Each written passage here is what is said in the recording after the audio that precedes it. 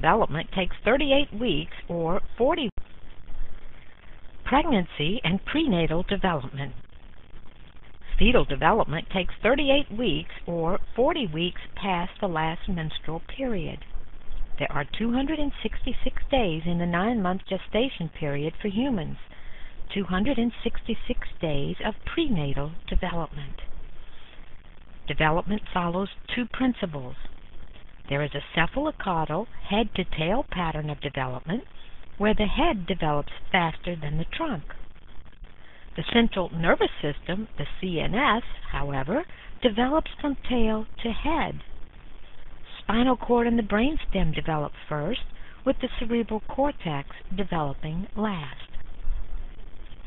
There is also a proximal distal, near to far pattern of development, where the heart and the digestive system develop before the limb buds, and the limb buds develop before the fingers and the toes. There are 120 to 150 males conceived for every 100 females. Sperm, with their smaller Y chromosomes, are much more mobile and faster. 105 males are actually born for every 100 females. Males are more vulnerable to damage and spontaneous abortion. There are 3 stages of prenatal development: germinal, embryonic, and fetal. The germinal period lasts from fertilization through week 2. The zygote implants in the lining of the uterus. There is rapid cell division by mitosis and cell differentiation for 1 week, including the 3 to 4 day trip from fallopian tube to uterus. The result is a hollow, ball-like structure called a blastocyst. The inner part of this blastocyst becomes the embryo later, and the outer part forms the embryo's life support system. 58% of conceptions do not survive the germinal period. 11% of conceptions succumb later. The embryonic period lasts from week 2 through week 8. After the zygote is implanted, it is called an embryo. All the major organs and body parts form. The developing embryo is quite vulnerable to teratogens or environmental insults. The placenta develops and begins to function. At 1 month, the tiny heart beats 65 times a minute. By 5 weeks, the brain, resembling a lumpy inchworm, is developing the convoluted cerebral cortex. The cerebral cortex is that part of the brain which will develop the powers of moving, thinking, speaking, planning, and creating. With the appearance of the first bone cells, the embryo enters the fetal stage of development. The fetal period lasts from week 8 to birth. The first bone cells have appeared. There's more growth and structural refinements of major body parts that have already been formed during the embryonic period. The embryo is now called a fetus and is increasingly responsive to outside stimulation and more able to behave in a regular, integrated way. The developing fetus takes on a visibly human form. At 2 months, there are a tongue, teeth buds, hands, fingers, thumbs, knees, ankles, toes, skin. Handprints and footprints can be made. If stroked, an 8-week fetus will respond by flexing its trunk, extending its head, and moving back its arms. Sex organs are developing. By 9 weeks, the fetus can hiccup and react to loud noises. At 3 months, there are fingernails, toenails, closed eyelids, vocal cords, lips, and nose. The sex can be seen. Fetus now can swallow, breathe amniotic fluid, suck, urinate, squint, yawn, make a partial fist, move thumbs, legs, and head. The fetus can smell and the fetus can feel. By 13 to 15 weeks, the fetus can taste with adult-like taste buds. While talking about the capability of taste, it is well to mention now that during the last trimester, the fetus swallows up to a liter of amniotic fluid a day. The fluid can smell and taste of garlic, onion, curry, and other spices, depending on what the mother has been eating. This may be a flavor bridge to breast milk, which also smells and tastes of flavors and spices in the mom's diet. By 4 months, the mother may experience quickening or the fetus kicking, unless it is her first pregnancy. Then it takes longer.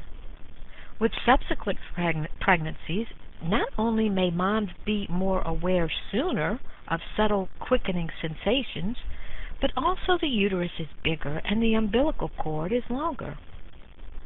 More freedom of movement is allowed, so the fetus can experience more movement and may become more active infants later due to all the practice. Movement actually begins in the 6th week, though it can't be felt by the mother. By 5 months, the fetus is more active with its movements. The fetus moves 50 times an hour, whether awake or asleep. There's a lot of touching and self-stimulation going on, hand to hand or hand to foot, face, arm, umbilical cord, foot to leg, etc. The fetus has sleep-wake cycles. It can hiccup. It's growing coarse hair for eyebrows and eyelashes. It's growing fine hair on the head. The body is covered with lanugo, woolly hair. Male fetuses are more active, which suggests that boys' tendency to become more active later may be at least partly inborn. Also, overly active fetuses tend to be more irritable infants. Those with irregular sleep-wake cycles sleep worse as infants. By 6 months, the fetus has complete eyes that can open, close, and look around. It can hear, cry, and make a strong fist. In utero, the fetus not only recognizes mom's voice, but is calmed by it. The fetal heart rate slows when mom talks. Sudden noises can make the fetus jerk or kick. The womb is not silent. It is equivalent to background noise in an apartment building, with blood whooshing and stomach and intestine making noises, outside voices filtering through. By 7 months, the fetus weighs between 3 and 5 pounds. The lanugo may disappear. The fetus at 32 weeks is behaving like a newborn, deep sleeping and REM sleeping, or dreaming about what they know, womb sensations. The fetus drowses 90 to 95% of the day, including an indeterminate state peculiar to the fetus's immature brain. A newborn sleeps 85 to 90% of the time. By 8 months, the fetus has cramped quarters and does not move as much. A layer of fat forms to protect the fetus from temperature changes later. By 9 months, the fetus is ready for birth at an average 7.5 pounds and 20 inches long. Boys are heavier and longer than girls at birth on the average. Female fetuses develop skeletally ahead of males. At birth, the bone development of girls is 4 to 6 weeks ahead of boys' bone development. Vision is the last sense to develop. The fetus may see light and shape. The womb is not totally dark. Some light is filtered through mom's tissues. A fetus will react to light flashes. Bright light can be dangerous. When the fetus is forced to see too much too soon, like for preemies, problems in development may result. The retinal damage blamed on high oxygen concentration may really be due to overexposure to light at the wrong time. The condition is called retrolental fibroplasia. Fetuses can learn and remember, as evidenced by their ability to discriminate sounds. Babies in a control group had no stories read to them by their mothers, and they responded equally to all 3 stories read to them 3 days after birth. Babies who had a story read to them an average of 67 times during the last 6 weeks of pregnancy responded differently to that particular story than they did to the other 2 stories. They sucked more on a nipple that activated the recording of that story so that they could hear it more. Newborns 2 to 4 days old prefer musical and speech patterns they heard in utero. They prefer their mother's voice to those of other women, female voices over male ones. They also prefer the filtered versions of their mom's voices, which assimilate the muffled sounds of voice through the womb. The nutrition of pregnant women should not be neglected. The mother-to-be should eat 300 to 500 more calories daily and plenty of protein. She should gain 20% of her ideal pre-pregnancy weight. For a 130-pound woman, this would mean 26 pounds of weight gain. Gaining too little increases the risk of miscarriage and is worse than gaining too much. The weight gain needs are minimal at first, which is fine, considering how nausea may interfere with the desire to eat anyway in the beginning. Midway in pregnancy, until 2 years after birth, the baby's brain growth is very sensitive to quantity and quality of nutrition. Malnutrition during the last months of pregnancy results in low birth weight babies and a possible negative effect on neurological development. An adequate supply of vitamins and minerals, especially calcium, is important for normal prenatal development. Folic acid, a B vitamin, is very important. A pregnant woman needs 400 micrograms daily. This is necessary to reduce cases of spina bifida and other neural tube defects like anencephaly. By having 400 micrograms of folic acid in the daily diet, it can reduce these type of defects by 60%.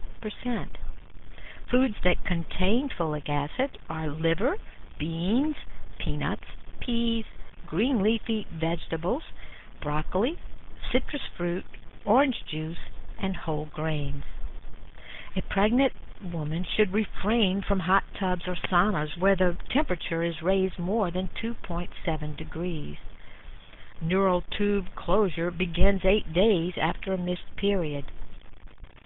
Take folic acid for at least 1 month before conception and throughout the first trimester. Spina bifida is one of the most common birth defects in children and occurs in 1 of 1,000 pregnancies. The vertebrae surrounding the spinal cord fail to form completely in the developing embryo. Not having enough folic acid or being subjected to heat is not good during pregnancy and can factor into spina bifida.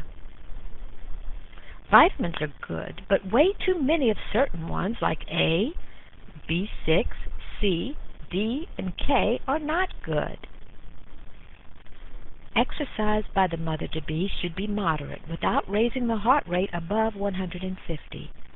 Exercise sessions should not end abruptly, but should taper off.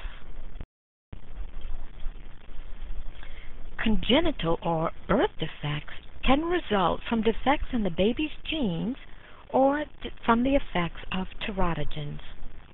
Teratogens, or environmental agents which harm the prenatal development of humans, do their most damage during the embryonic period of weeks 3 through 8. The nervous system is vulnerable, however, long past this. Drugs, illegal, legal, and over-the-counter, can be detrimental. Medical drugs should be avoided unless absolutely necessary, even aspirin. Tylenol is recommended over aspirin and ibuprofen due to third trimester complication. Caffeine should be avoided by pregnant women. Earlier studies have shown that consuming caffeine in amounts of 2.5 cups of coffee a day can double infertility rates. The Journal of the American Medical Association in December 2000 published the results of a correlational study done on 1,500 pregnant women in their first trimester in Sweden. Those who consumed 1 to 2 cups of coffee had a 30% increase in miscarriage of normal pregnancies. Those who drank 4 cups had a 40% increase in miscarriage of normal pregnancies. Those who drank more than 5 cups a day had a 220% increase. We cannot assume cause and effect.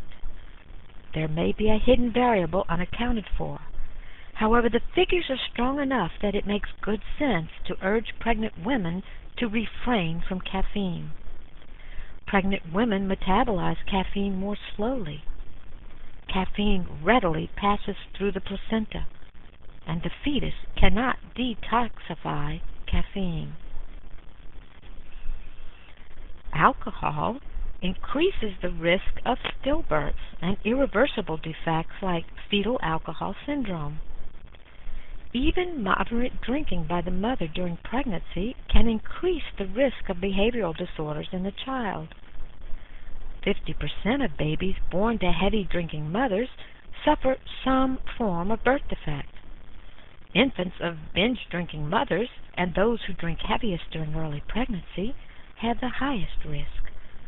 There is no known safe amount of drinking, so alcohol should be avoided even before conception and continued to be avoided until after breastfeeding has stopped. A drunk mom means a drunk fetus.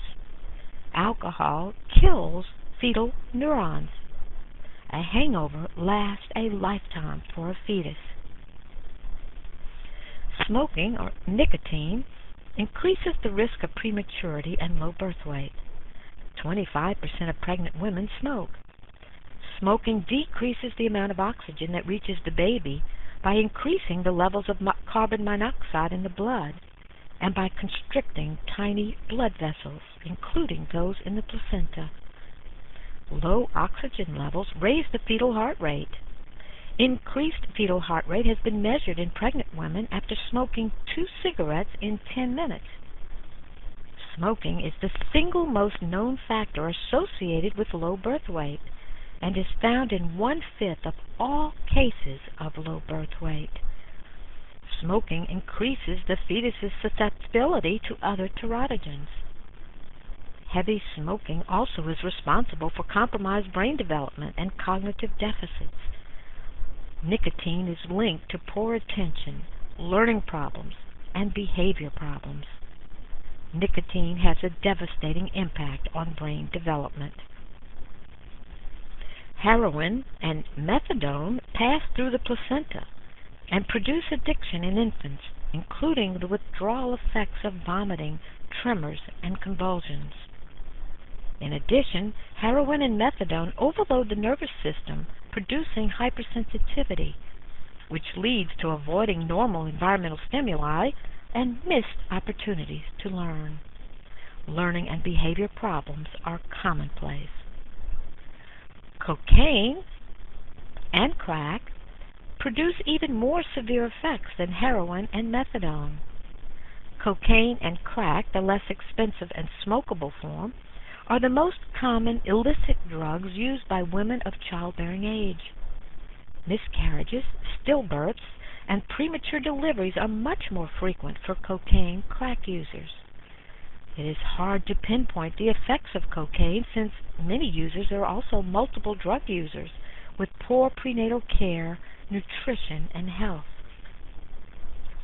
Marijuana gives a double whammy. There's the drug effect plus oxygen deprivation. THC, the main ingredient, crosses the placenta easily, but it is cleared very slowly by the fetus. Fetal exposure to THC has been linked with altered visual and startle responses in newborns, behavior deficits in school-aged children, and verbal and memory deficits in 4-year-olds.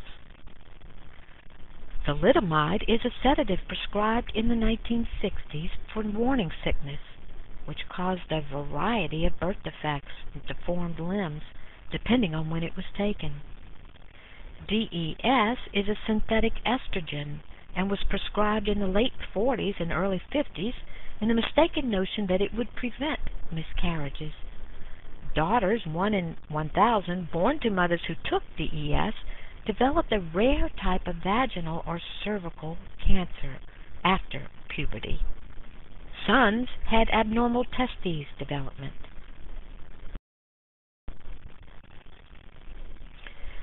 Diseases can interfere with prenatal development. Many viruses can pass through the placenta and affect the developing child. Rubella, or German measles, early in pregnancy may result in blindness, deafness, mental retardation, and heart defects. A vaccine became available in 1969. 30% of HIV-positive mothers pass the HIV virus onto their babies. AZT taken during pregnancy and at delivery has helped reduce the incidence of transmission by 50%. Toxoplasmosis may cause brain damage, blindness, or death in a baby with no symptoms or just mild cold-like symptoms in the mother. Pregnant women should not fool with cats, cat litter, or dig in gardens in which a cat may have buried feces, nor should she eat raw or rare meat. The parasite which causes toxoplasmosis lives in the bodies of sheep, cows, and pigs, and in the intestinal tract of cats. Extreme continuing maternal stress during pregnancy may contribute to pregnancy problems and to later development of the child. Hormones released in response to high stress impact the fetus, making the infant more active and more irritable. Mild occasional stress is of little concern. The emotional response to stress is more aversive to the pregnancy than the stressor event itself. Normal stress causes the hypothalamus to release CRH, corticotrophin-releasing hormone. This is a major regulator of the stress response. CRH triggers the release of ACTH, and this triggers the release of cortisol from the adrenal glands. Cortisol helps or stops the release of more CRH, and so it stops the stress response. During pregnancy, levels of CRH and other stress hormones increase gradually instead of being shut down, and these in part determine the time of labor and delivery. Women who deliver too soon have a much higher level of CRH sooner in their pregnancies than women who deliver full term. Highly anxious women endure more stress and respond with more CRH as early as 18 weeks into the pregnancy. There is a positive correlation between stress and unhealthy behaviors which contribute to premature delivery, like smoking, drug use, and inadequate prenatal care. But there is a third variable called optimism or positive expectations, which may influence the outcome of a pregnancy more than stress does. Optimism lends a measure of control and sidesteps the stress response. More effective coping skills are used rather than the ineffective ones of avoidance. Avoiding people, avoiding thoughts of the birth, sleeping too much to escape. Less optimistic women delivered earlier and had lower birth weight babies than optimistic women. This was in a study whereby the factors of diet, smoking, miscarriage history, and diabetes were controlled for. Miscarriage rates are highest for mothers in their teenage years and for mothers over 35. So maternal age is a factor. After age 30, women have more trouble conceiving. But if they manage to conceive and carry the baby to term, chances are very good that the baby will be healthy. The only birth defects that increase with maternal age are those caused by chromosomal damage, like Down syndrome, Blood type incompatibility is another factor that can endanger development. An Rh-negative mother does not have a protein substance called Rh factor in her blood. If she delivers an Rh-positive child, her body will produce antibodies that will attack red blood cells of subsequent Rh-positive babies, unless she is injected with RhoGAM within 3 days after delivery. With destruction of red blood cells, bilirubin increases suddenly, too high for the baby's liver to break down. So this blood type incompatibility on resultant babies can result in brain damage, cerebral palsy, and deafness. There are paternal factors when talking about prenatal development as well. Fathers can donate a sperm that has become altered in response to lead, alcohol, cocaine, radiation, or pesticides. Also, sperm can pick up toxic passengers like cocaine, lead, and mercury, passengers that hitchhike or attach to the sperm and enter the ovum during fertilization. Even if the sperm is healthy, it can pick up cocaine from a mother who has it in her system. Fathers deficient in vitamin C are more prone to having children with birth defects. Paternal smoking increases the risk of small birth weight. One study estimated that the baby weighed 4 ounces less for every pack a day the father smoked. Passive smoking also decreases intellectual development. 6 to 9-year-olds perform midway between children whose moms smoked and children from smoke-free homes. So, smoking, whether it is the mom or the dad, can have a detrimental effect. A study done in China where men smoke but women generally do not found a positive correlation between the father smoking and childhood cancer. The more a father smoked, the more likely the child was to develop leukemia and lymphoma. There are other environmental hazards. PCBs, polychlorinated biphenyls, have been banned. Children born to mothers who ate fish from lake waters contaminated with PCBs were found to have lower IQs and delayed reading comprehension. Radiation can cause mutations of genes as evidenced by the tragedies of Hiroshima, Nagasaki, and Chernobyl. There was a greater incidence of mental retardation, small head size, chromosomal abnormalities, seizures, and poor school performance. The time of greatest vulnerability was 8 to 15 weeks after conception.